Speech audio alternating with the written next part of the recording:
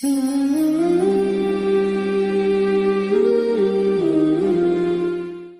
আমাদের এক মূর্খকে দেশে সিলেবাস করতে তিনি দিয়েছেন, আমরা বাঁদরের গোষ্ঠী ছিলাম।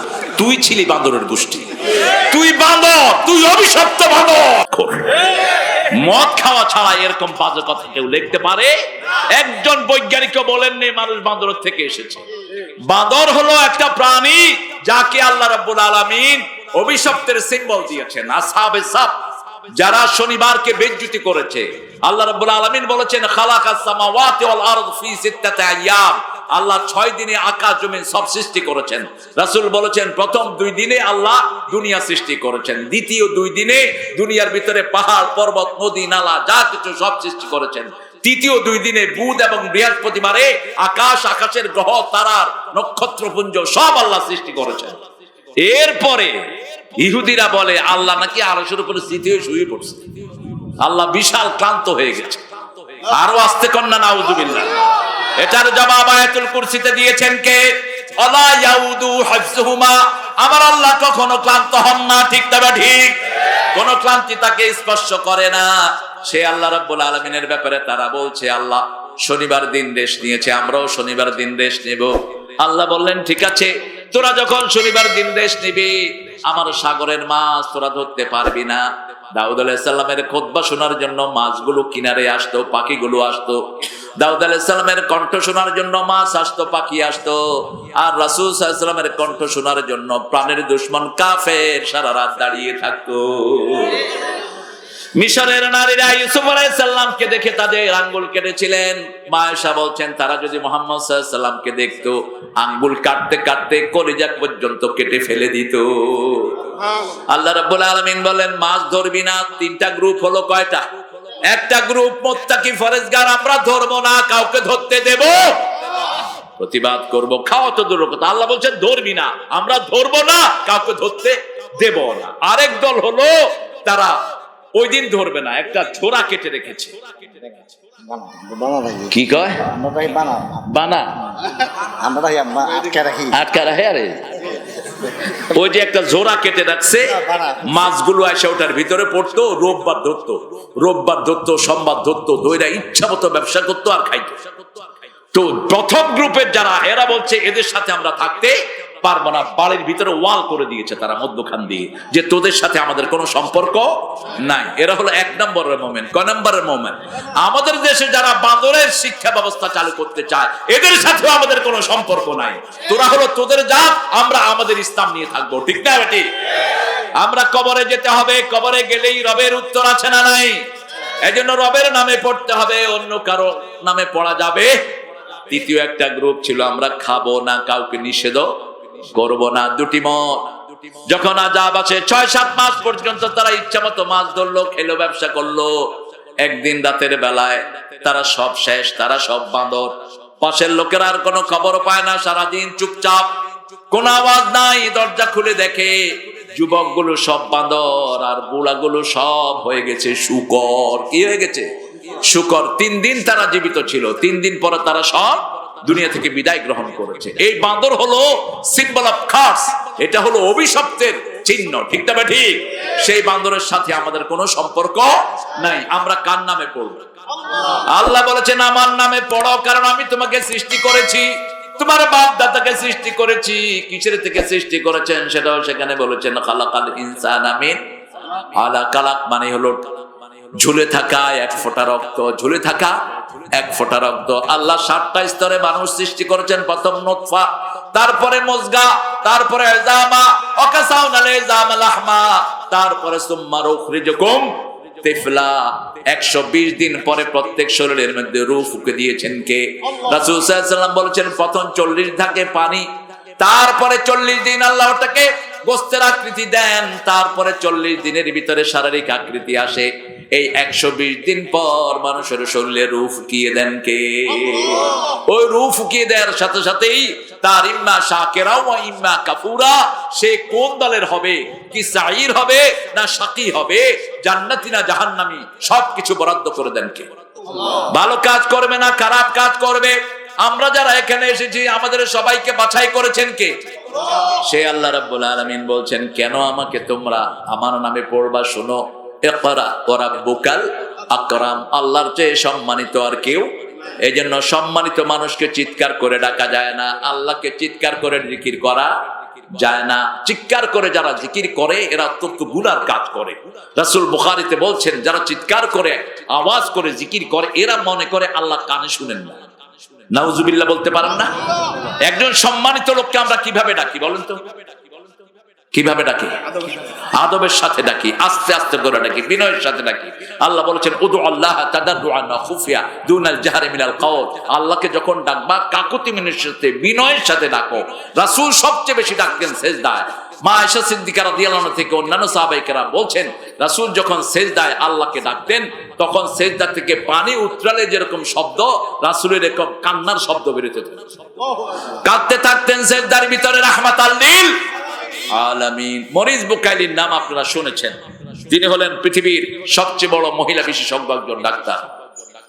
তিনি 40 বছর গাইনোকোলজির উপর গবেষণা করেছেন। তারপরে তিনি চিন্তা করলেন, I have to go by religious scripture, আমার জানতে হবে মানুষকে আল্লাহ কিভাবে সৃষ্টি করেছেন। তিনি বাইবেল খুঁজলেন, বাইবেলে কোনো সমাধান পেলেন না। কোরআন খুলে দেখে, কোরআন আরবি। তিনি চিন্তা করলেন, এই কোরআন যদি আমি কোনো হুজুরের কাছে যাই, হুজুর নিজের মতো আমারে বুঝায় নেবে। তিনি মক্কায় গেলেন, গিয়ে আরবি শিখলেন। শিখে কোরআনের প্রথম সূরাটা তিনি খুলে বসলেন। খুলে বসে তিনি পড়ছেন, ইকরা বিসমি রাব্বিকাল্লাযী খালাকাল ইনসানা মিন প্রথম দ্বিতীয় আয়াতেই তিনি পেয়ে গেলেন মানুষের সৃষ্টির মূল তত্ত্ব।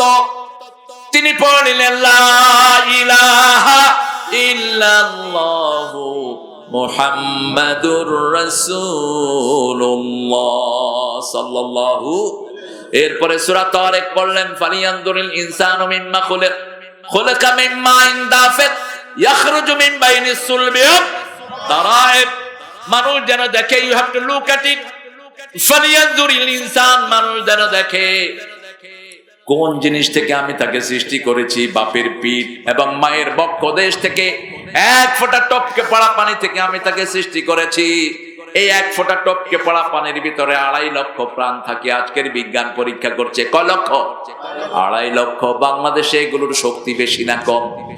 বেশি। বাংলাদেশে এটা শক্তি বেশি। বাংলাদেশে একজন মায়ের একসাথে 7টা বাচ্চা হয়েছে। কয়টা? 7টা। আমার ঘরেও টুইন আছে। টুইনটা আমাদের দেশে স্বাভাবিক। সবচেয়ে বেশি ক্যালিফোর্নিয়ার একজন মায়ের পেটে একসাথে 12টা বাচ্চা দুনিয়াতে এসেছে। এখন আমাদের যেই ভাইরা ফ্যামিলি প্ল্যানিং এ বিশ্বাস করেন, তোরা আল্লাহ এই আয়াতকে অস্বীকার করস। আজকের বিজ্ঞান বলছে এক ফোঁটা মায়ের ওভামের ভিতরে যেই ফোঁটাটা যায়, এটার ভিতরে 2.5 লক্ষ জীবন থাকে। আরো আস্তে কর না সুবহানাল্লাহ। এটা থেকে বাছাই করেন কে? আল্লাহ বাছাই করেন। কাউকে ছেলে দেন, কাউকে মেয়ে দেন, কাউকে ছেলেও না মেয়েও। ওয়াজআলহু আকিমা, তাকে বন্দা করে ফেলে রাখেন কে? সবকিছু কার হাতে? আল্লাহর হাতে। সে আল্লাহ রাব্বুল আলামিন বলছেন, ও নবী আপনি বলে দেন, তাজাওয়াদাল ওয়ালুদ আল ওয়াদুদ, সোহাগিনী যেই মেয়ে বেশি সন্তান ধারণ করতে পারে তাকে যেন তোমরা বিয়ে করো। কারণ উম্মতের সংখ্যা বেশি হলে এদেরকে নিয়ে গর্ব করবেন মুহাম্মদ সাল্লাল্লাহু।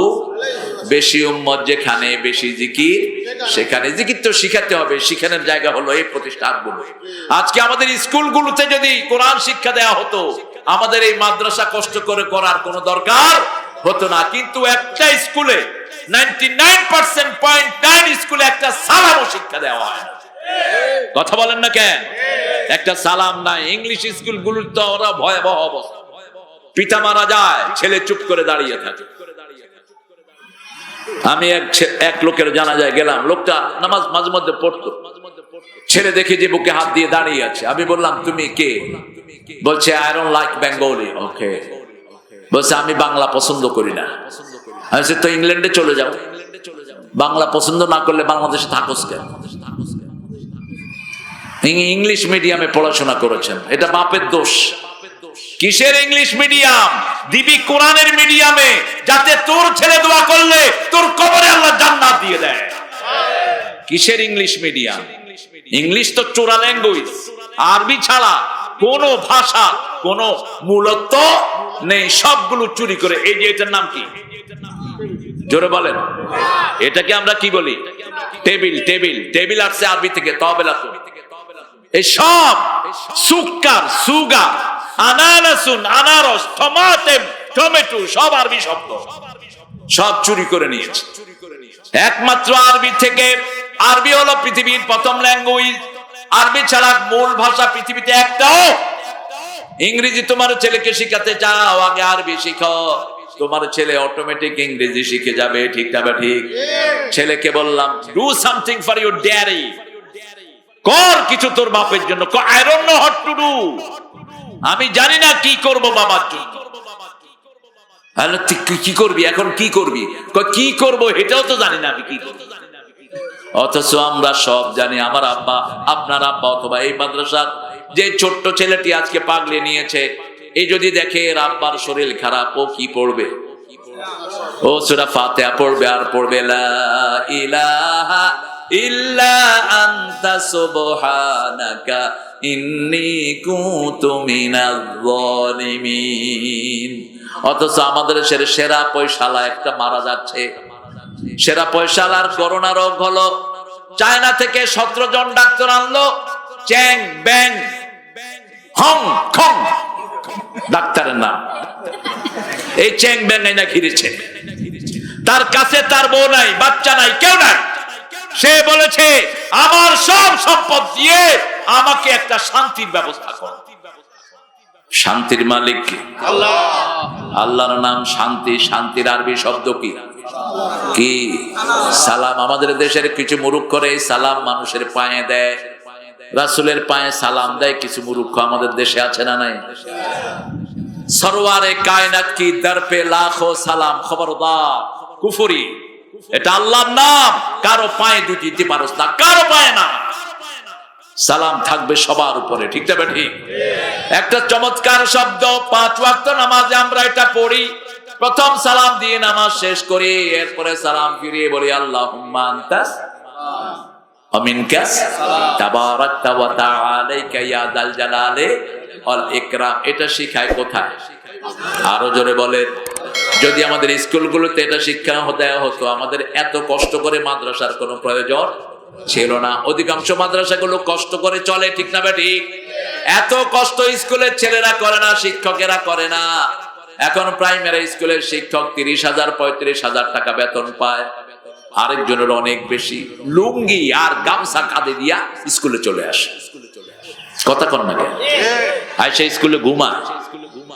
বোর্ডের থেকে লোক আসছে দেখার জন্য, দেখে যে ঘুমাইতেছে, গুতা দিছে, কয় ঘুমান কেন? কম ঘুমায় না, বাচ্চাদেরকে শিখাচ্ছি কিভাবে ঘুমাইতে হবে। কি যে দুষ্ট এগুলো! এই ছেলেরা বুঝছো না, এটাকে ঘুম বলে। তুই চালাকি কার লগে করস? তুই চালাকি, তোর রিজিক হালাল হয় নাই, তোর রিজিক হালাল হয় নাই। তুই যে টাকার জন্য পয়সা নিয়েছিস, তোর রিজিক হালাল হয়নি। আমাদের ডিসিএসপি সাহেবেরা, আপনারা যদি 9টা থেকে 5টা পর্যন্ত অফিসে না থাকেন, তোর পয়সাও হালাল না, তুই অবৈধ পয়সা খাস। অফিস আদালতে আমরা টাকা দেই আমাদেরকে কাজ দেওয়ার জন্য, আর আমরা গেলে আমাদের থেকে কি খায়? হ্যাঁ, এদের সন্তান হবে ভালো? অসম্ভব। তুই নিজেই তো পাগল হয়ে আছিস। টুপিও মাথায়, পাগলিও মাথায়, কপালে দাগও আছে, এরকম লোক ঘুষ বোধা খায় না। হ্যাঁ, আমি সাক্ষী। আমি 11 বছর হাজারীবাগ মসজিদে জুমা পড়িয়েছি ইংল্যান্ডে যাওয়ার আগে। 11 বছর ইংল্যান্ড থেকে আসার পরেও পড়িয়েছি। তো আমার মুসল্লিরা, আমাকে একজন সেক্রেটারি বলল, হুজুর রমজানে রোজা রেখে ওয়াশা অফিসে গেলাম, আল্লাহর কাছে মোনাজাত করলাম, আল্লাহ আমার রোজাটা যেন না ভাঙতে হয়, কোন ঘুষখোরের সাথে আমার দেখা করে না। গিয়েই দেখি যে পাগলিয়ালা এক লোক। আমি আল্লাহ শুকরিয়া আদায় করলাম, মোনাজাত করলাম। গিয়ে ওনার সাথে কথা বললাম যে আমার বাসার লাইনটা নষ্ট হয়ে গেছে, তারপরে কি কি করতে হবে উনি পরামর্শ দিলেন। শেষে আসার সময় ড্রয়ার খুলে দিলেন, আমি রোজা রাখছি, ধরুন না, এখানে ধুয়ে যান।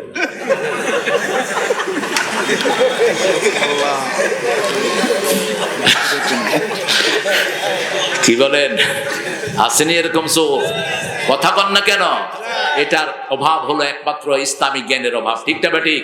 এই জন্য আজকে ওয়াদা করব, আমাদের কোনো বাচ্চাকে আমরা সেকুলার পড়া পড়াবো না, ওই পড়া পড়াবো যেই পড়ার ভিতরে রবের কথা আছে। ঠিক না ঠিক? ওই রবের কথার ভিতরে সর্বপ্রথম হলো সূরা ফাতিহা, আলহামদুলিল্লাহি রাব্বিল। আপনার বাচ্চা নামাজ যাবে, নামাজের প্রতি রুকুতেই প্রতি রাকাতেই রবের শিক্ষা দান করছেন কে? আপনি যখন রুকুতে যান সর্বপ্রথম পড়তে হয় সুবহানা রাব্বিয়াল আযীম, সুবহানা রাব্বিয়াল আযীম। একাধিকবার আপনি কপাল নত করেন। এই কপাল আল্লাহ ছাড়া কারো সামনে নত হবে না। কোন পীরের সামনে নয়, কোন মাজারের সামনে নয়, কোন পার্লামেন্টের সামনে নয়, কোন নেতার সামনে নয়, একমাত্র কার সামনে? আল্লাহর সামনে আপনি নত করে তারপরে যখন বলেন সুবহানা রাব্বিয়াল আযীম, আপনার উপর খুশি হয়ে যান কে? এরপরে আপনি রুকু থেকে ওঠেন, ইমাম সাহেব বলেন সামি আল্লাহু লিমান, আমরা বলি রব্বানা লাকাল হামদ। যখনই আমরা এটা বলি রাসূল সাল্লাল্লাহু আলাইহি ওয়াসাল্লাম বলছেন, আল্লাহ বলে দিলেন ও রাসূল আপনি বলে দেন যারা বলে রব্বানা লাকাল হামদ তাদের সব গুনাহ আমি maaf করে দেই। আল্লাহ বলেন এখনো হলো না, এখনো কপাল মাটিতে লাগাও, হাত লাগাও। যেই হাত দিয়ে ওয়ালে ওয়ালে নেতাদের স্লোগান লেখো, যেই হাত দিয়ে তুমি তাকবীর দাও, যেই হাত দিয়ে অফিসে লেখাপড়া করো, সেই হাত মাটিতে রাখো, কপাল মাটিতে রাখো, নাক মাটিতে রাখো, পা মাটিতে রাখো, পায়ের তলা মাটিতে রাখো, সব মাটির সাথে মিশাও। কেন? মিনহা খালাকনাকুম ওয়া ফিহা নুঈদুকুম ওয়া মিনহা নুখরিজুকুম তারাতান উখরা। এই মাটি থেকে আমাদেরকে বানিয়েছেন কে? এই মাটিতে আবার দিয়ে দিবেন কে? আবার এই মাটি থেকে বের করবেন কে? সেই মাটিকে তোমরা সাক্ষী রাখো। এই যে বসে আছেন এটাও সাক্ষী। এটাও কি? ইয়াউমাইযিন তুহাদ্দিসু আখবারাহা।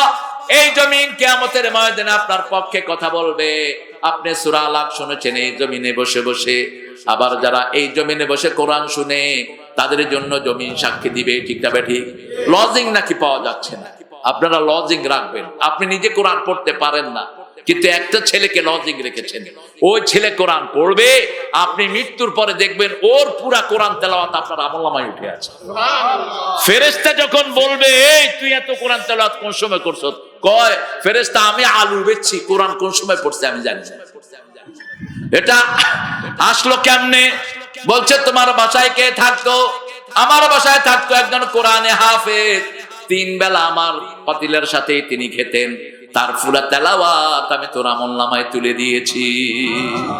কি বরকত! রাসূল সাল্লাল্লাহু আলাইহি ওয়াসাল্লাম যখন হিজরত করলেন সব সাহাবীকে আনসারদেরকে ভাগ করে দিলেন। তুমি এই সাহাবীকে রাখো, তুমি এই সাহাবীকে রাখো, তুমি এই সাহাবীকে রাখো। লজিং এর ব্যবস্থা করলেন রাহমাতাল লিল আলামিন। সাহাবায়ে কেরাম আনসাররা শুধু রাখেনি নেই, একজনের 3 জন বিবি ছিল, 3 জনকে এনে ওই সাহাবীর সামনে ফিক্স করেছে, দেখো কোন বিবি আমার তোমার পছন্দ হয়। পৃথিবীতে এরকম নজির আর দ্বিতীয়টি নাই। যারা আনসারকে ভালোবাসে রাসূল বললেন তারা মুমিন, যারা আনসারকে ঘৃণা করে তারা মুনাফিক। আনসারের ভালোবাসা তোমাকে জান্নাতে নিয়ে যাবে। এই আনসাররা এত বড় উপমা স্থাপন করলেন। তালহা রাদিয়াল্লাহু আনহুকে এক বাড়িতে দিলেন, তিনি গেলেন না, একবারও গেলেন না। ওই বাড়ির মালিক আনসার রাসূল সাল্লাল্লাহু আলাইহি ওয়াসাল্লামকে কমপ্লেইন করলেন, ইয়া রাসূলুল্লাহ আপনি যাকে আমার ঘরে থাকতে দিয়েছেন একবারও তিনি আসেন নাই। রাসূল বললেন সে কোথায়? বলছে জানি না কোথায়। রাসূল সাল্লাল্লাহু আলাইহি ওয়াসাল্লাম বললেন তাকে ধরে নিয়ে আসো। নিয়ে আসা হলো। তালহা রাদিয়াল্লাহু আনহু যেই দিন প্রথম হিজরত করলেন মদিনার এক পাইকারি দোকানে গিয়ে তিনি কন্টাক্ট করলেন, বাবাজি আমি আপনার দোকান থেকে জিনিস কিনে আপনার দোকানের সামনে খুচরা বিক্রি করব। বিক্রি করার পরে আপনার পুঁজি আপনাকে দিয়ে দিব, লাভ যেটা হয় আমি সেটা বাড়ি নিয়ে যাব। কয় ঠিক আছে। সাহাবায়ে কেরাম স্বাবলম্বী ছিলেন। এই যে মদিনার যে জায়গাটা দেখেন, রাসূল সাল্লাল্লাহু আলাইহি ওয়াসাল্লামের কবরের রওজার পাশে যে জায়গাটা, ছোট্ট জায়গাটা, এটা ছিল মসজিদে নববী। আর যে এক্সটেনশন পুরাটা, এটা তালহা রাদিয়াল্লাহু আনহু এবং উসমান রাদিয়াল্লাহু আনহুর বাগানের উপরে অবস্থিত। সুবহানাল্লাহ। এখানে একটা কূপ ছিল সাইয়েদনা উসমান রাদিয়াল্লাহু আনহু, আর পুরা বাগানটা হলো তালহা রাদিয়াল্লাহু আনহু। যখন আয়াত নাজিল হলো লান তানালুল বিররা হাত্তা তুনফিকু মিম্মা তুহিব্বুন, ততক্ষণ পর্যন্ত কোন